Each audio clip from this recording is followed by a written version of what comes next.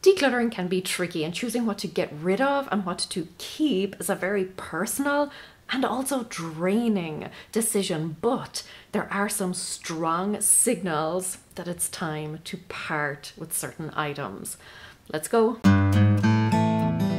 Hi guys, it's Laura and I help you live a simpler, happier, more spacious life. Now obviously decluttering is a great way to lead a more spacious life, but it can also be very difficult when it comes to making a decision. There are certain things that you will agonize over, you will second guess yourself, you will spend a lot of time ruminating over whether or not it is the right decision. But like I said, there are some indicators, some signs that will tell you that it's time to let go of a particular item. Let's just dive right in. The first of those is that when you think of that particular item, is your first thought a negative one? Do you feel guilt? Do you feel shame? Do you feel regret? Maybe it was something that was passed down to you and you feel that it wouldn't be right to get rid of it. Maybe it is something that just brings back bad or shameful, embarrassing memories. If that item has mostly negative connotations, then it's probably time to let it go. If it's doing more to detract from your life than it is adding value to your life, chances are you don't need it. The whole idea behind decluttering is to clear the space for the stuff that does add value to your life, that does make you feel great. And there will always be those items in there that just bring down the happiness levels in your home. Those are the ones to weed out. So like I said, when you look at an item or when you think of an item, do you feel an overwhelming sense of negativity? And not everything will be entirely negative. I'm sure there will still be some positive memories attached to it. Maybe it reminds you of a certain time, place, person, and you do have some fond memories. But if overall it's a negative feeling, give serious consideration to letting that one go. Next one then, and we've all been there.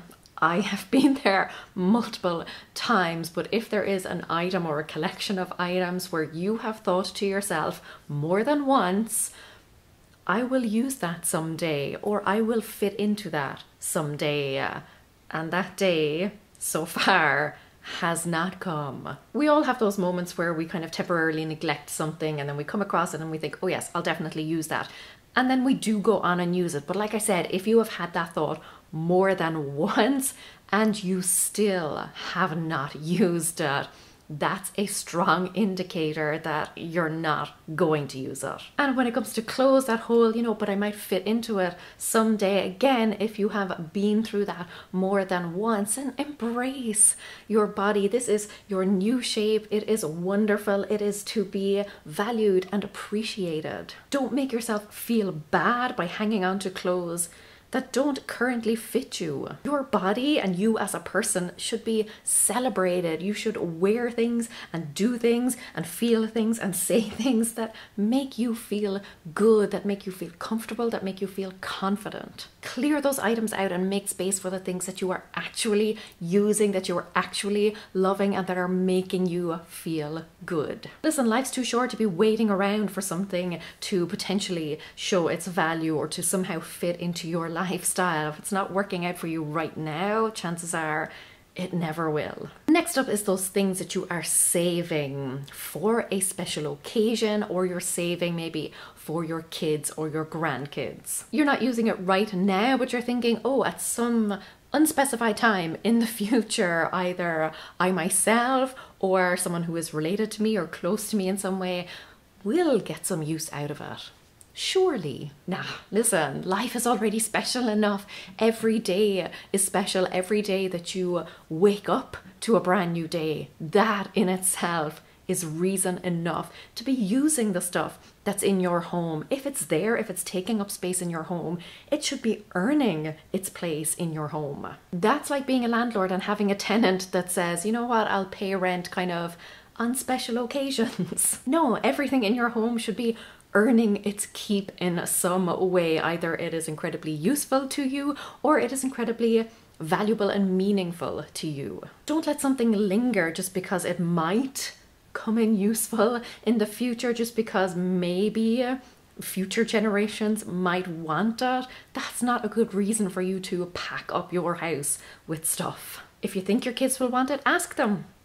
Ask them and pass it on right now. If it's not earning its keep, it's time to evict it. This next one is something that my husband is guilty of all of the time, and that is thinking, you know, I have the space, so I'll just keep it for now, or it's not hurting anyone. It's not really in the way. It's up on a high shelf, or it's in a drawer, or in a cupboard, or behind a closed door, or something like that. The thing I think we don't realize, and it's something that I probably didn't realize before I started decluttering, and that is that it's not just about physical space.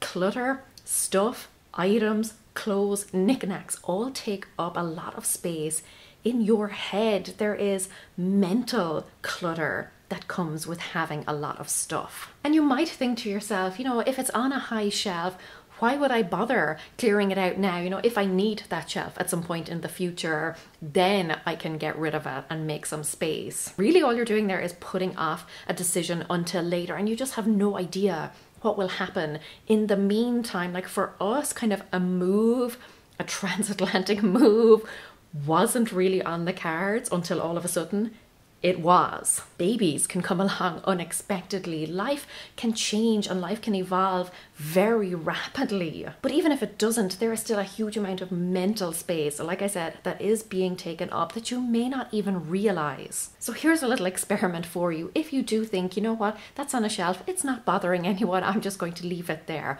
Move it out of the space. Take it down from that shelf, and I'm not saying you have to get rid of it right now, but just take it down from the shelf or take it out of the cupboard and see how you feel then. Does it open up the space? More often than not, you will actually find that it is a relief to have that open space. It's a relief to have some space to grow, some room to grow, space to breathe. It's easier to get to things. It's easier for the stuff that you actually love to shine. So it's not just about the physical space. It's not about the fact that it's not hurting anyone. It's not doing anything wrong. It really is in a lot of ways, because you don't even notice the impact that it is having on your mental health and just your well-being and your sense of comfort and relief in your own home. So try it, just move it out of that space, get rid of some things and see how you feel then. I can almost guarantee you that you will feel better. Next up is those items that you can actually keep in another way.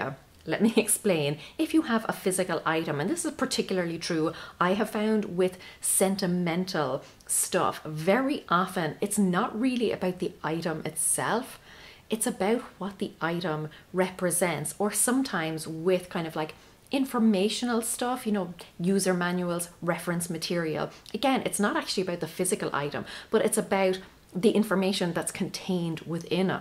So if you have an item or a guidebook or something, and you could store kind of the essence of that thing in another way, maybe digitally, maybe you could write a journal entry about it, maybe you could snap a photograph of it. There are so many other ways that you can preserve the kind of essence or memory of an item without actually keeping the physical thing. So many user manuals, for example, can be found online, and even if the specific user manual can't be found, I'd be willing to bet that there is some form of tutorial or something that if you looked it up online on Google or on YouTube, you will come across someone who will be able to tell you how to fix the item or how to do whatever it is that you need to do. Same with those physical, sentimental items. Like I said, it's usually the memory, it's a place, a time, a person. You can capture that in a journal entry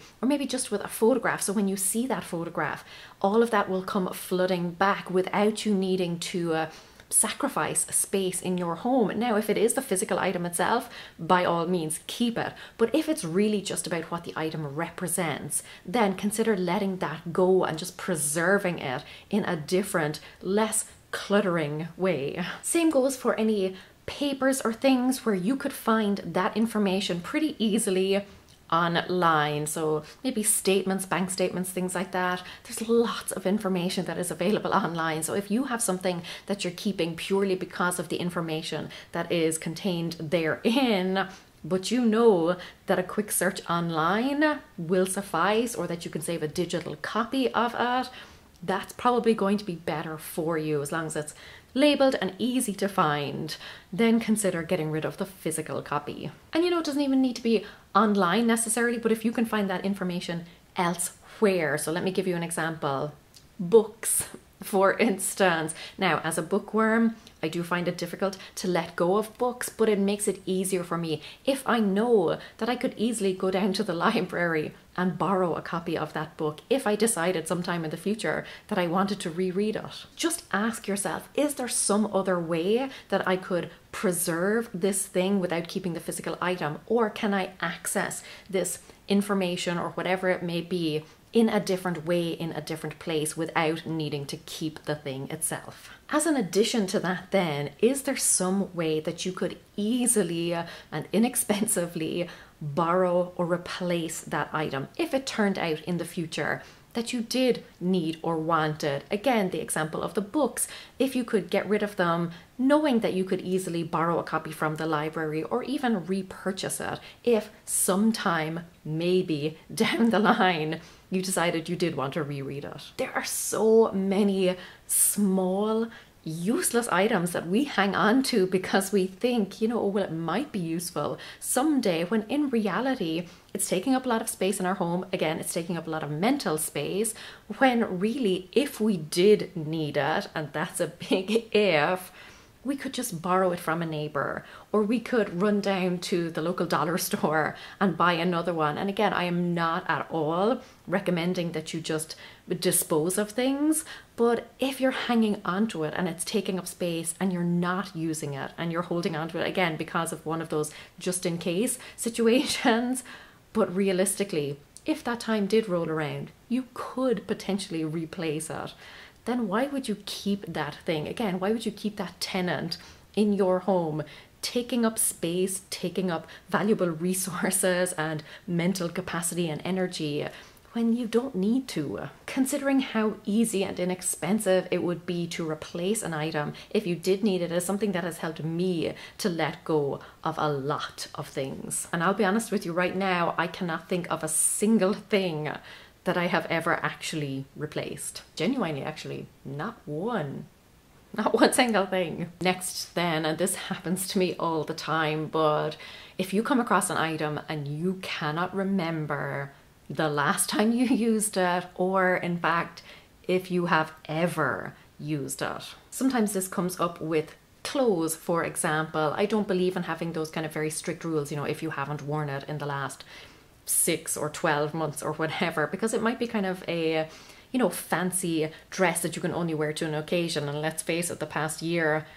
nobody has been going anywhere. So I don't think those hard and fast rules apply, but if you genuinely cannot remember the last time you wore something or the last time you used it, chances are it's not playing an important or necessary or valuable role in your life. Another one that I find is particularly applicable when it comes to clothes is if there is an item that you find that you regularly skip over in favor of using something else instead. And there could be a whole host of reasons why you might. Maybe it's a little bit more frustrating, maybe it's a little bit more complicated, maybe it's kind of a little bit awkward to use.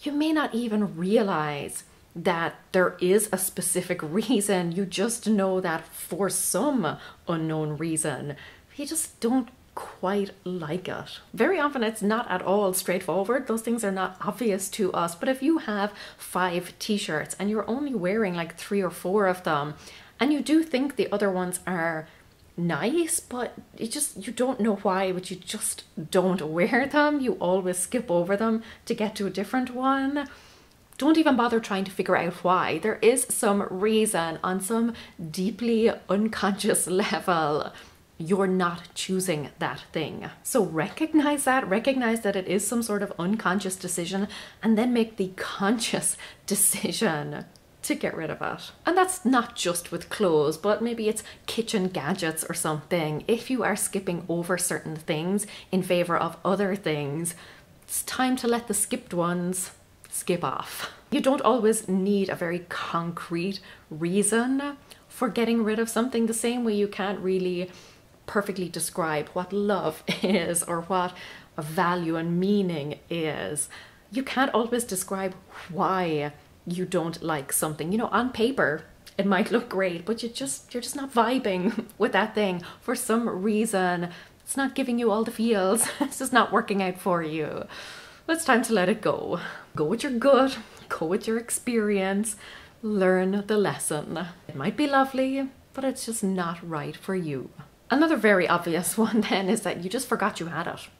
Again, clothes, this comes up a lot. You might be going through your closet and realize, you know, find a top shoved down the back. Maybe it's still in the bag, maybe it still has the tags on. And you think, oh yeah, you're going through a drawer maybe and you find something and you think, I completely forgot I had that. Again, as I've said before, if you have not spared a thought for it, if you have not used it recently, then chances are it's not valuable, it's not important in your life. If you forgot you had it, it means that it was out of sight, out of mind, and it could be again. If you don't remember it unless it's right in front of your face, you're not going to remember it after you donate it. Stop hiding things away in a drawer, stop shoving things to the back of a closet when someone else out there could be getting some use out of it. And then another lesson that I have learned along the way, but if something is broken, if it's missing a part, if there's a hole in it or something, and you keep meaning to mend it, you keep meaning to fix it, but you just never do, and it's been quite a while, it's probably time that you can just say your goodbyes to that one. If it were truly important to you, you would have mended it, or you would have given it to someone else to fix up. Because I can tell you, if something that you absolutely loved and used every day ripped, or just like there was a little chip gone out of it or something, you would do whatever you could to fix that thing. So if there's been something that's hanging around for a while and you keep saying, yeah, I'll sew that button back on, or I'll glue that piece back on, and you haven't done it, you don't love it enough. You don't value it enough to put time and effort and energy and maybe even money into it. You're just not invested enough in that item. Don't throw more resources at it if it really doesn't mean all that much to you. Give your time and energy and money to something that you will actually value and take care of. For the specific item itself, just know that it has served its purpose and that now it's time for it to move on. Just like it's time for you to move on. If you're looking for other ways to make decluttering easier, and let's face it, we all want that I have another playlist for you that is full of great videos, great tips that are going to get you fast decluttering results. I will link that for you on the end screen, and until next time, gur raibh míle maith agaibh, agus feici mé sibh se go luath. Slán!